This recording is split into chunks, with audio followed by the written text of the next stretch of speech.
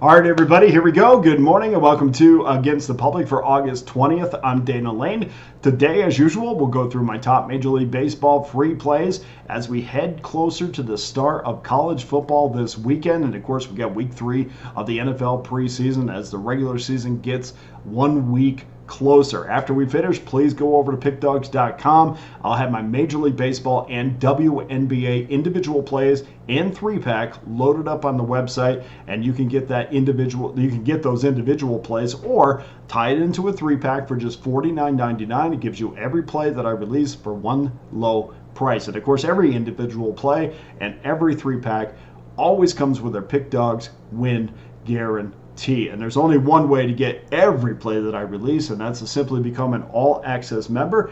And you can do that for the next 30 days for less than $11 a day, the next 90 days for less than $10 a day. Better yet, guys, just jump on that all-access pass for the next 365 days for just $3.70 a day. That takes you right through the NFL season, takes you right through college football, gives you NBA, NHL, college basketball, right up until this time next year in Major League Baseball, and of course the rest of this Major League Baseball season for one low price. We're 4 days away, as I mentioned, from college football, and then the NFL right behind that. So, as I promised, we have packages for the NFL and college football. You can get either one of those for $599.99. That takes you right through the beginning of the season, opening kickoff, right through the Super Bowl, or right through the national championship game. If you want both in a package, well, we got that too.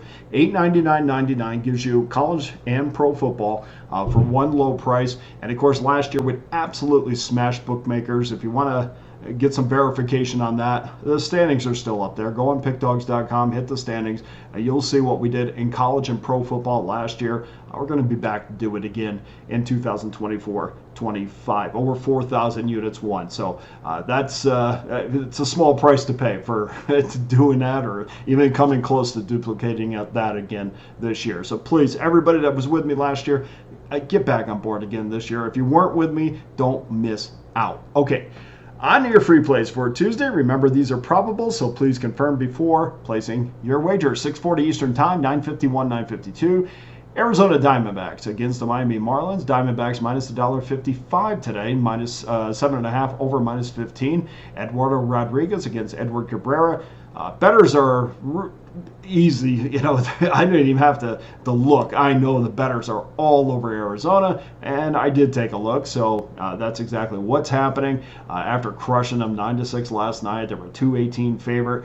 97% of the money and 95% of the tickets are on Arizona, while the public's also very confident about the over. 97% of the money and 93% of the tickets are on the over. It's not enough to move the number in any way. This is a small chump change that is coming in on so far to create these percentages, but that might change. But I don't think it's an attractive matchup. I don't think the pitching matchup's as attractive. There's not a massive edge here, even though it's going to be one of our free plays. But I think the bigger bettors are kind of putting their money behind other games.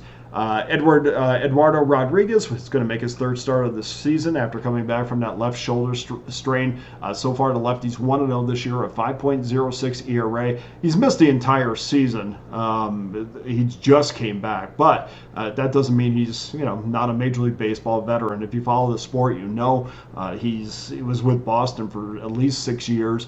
Then they granted him free agency, so he was out of Boston. But probably his time with Boston is I know he spent a cup of coffee with Detroit, a couple of years there, but really his time in Boston is what you would know him from. But it's been gone quite a bit. We haven't seen him since last year. Edward Cabrera, 2-4, 5.76 ERA. Does have 70 Ks in 59 in a third innings. You know how I like that. Cabrera's rolling right along was rolling right along until he met the Philadelphia Phillies in his last start when he gave up 6 earned runs in 4 innings. And before that, though, Cabrera was on quite a roll. He had a scoreless streak of 12 straight innings, and going back just a little bit further, he allowed just 2 earned runs in his last 17 innings. I am 100% aware that both of these teams are massive over clubs. This is a peculiar number to me. I cannot rely on the fish on any night And I think a lot of people are betting the over because they're like, Arizona's going to score and score a lot, as we saw last night. That may be true, but this number to me seems like a trap. We're not going to fall into this. Miami is consistently inconsistent on offense. They put up 6 runs last night. I don't expect that same effort on a consistent basis, not to use that word again, but this would be heavy lifting by Arizona to get over this number, so we're going to ask them to get 7 or 8 runs in this game. I can't see that, so we're going to go under the 7.5, minus $1.05, and wait on this a little bit because we might get even money before game time, or maybe high juice on the over if this number goes down to 7. But I don't foresee that happening. But it's minus $1.05, and we're getting a ton of money on the over. So we'll see what happens. But at the very least, if you can get even money under 7.5, jump on that. 6:45 Eastern Time, 9:53, 9:54. Colorado Rockies against the Washington Nationals. I sure know how to pick the best matchups. Washington minus $1.55, 8.5 is your total. Austin Gomber against DJ Herz.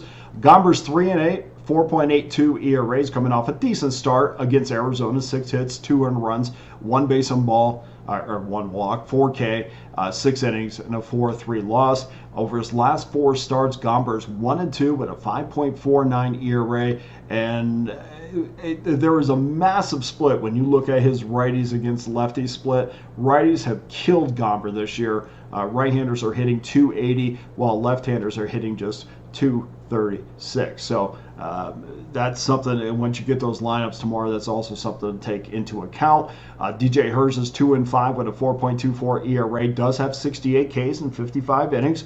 He is a kid who was drafted out of high school. He was a standout, a high school standout, and he was drafted in 2019 as an 18-year-old. He has pitched at every single level in the minors. This is not a kid they got fast track to the minors. He pitched in rookie ball, pitched in single A, and I believe in South Bend because he was originally drafted by the Cubs, and then Double A and Triple A. So he's got his chance now, and he certainly has worked towards the top. It took him a while to figure it out, but if you kind of wrote him off, don't write him off. And in his last 5 starts, he's been terrific. He's allowed 8 earned runs and just 18 hits and 23 and 2/3 innings. That's a 3.04 ERA to go with 27 Ks. I'm going to bet that success continues in this game. It does. When I look at this number again, it makes me wonder why. And we're kind of throwing out Herz's success, but these are 2 teams. Like, we're looking at Colorado, their average score is over 10.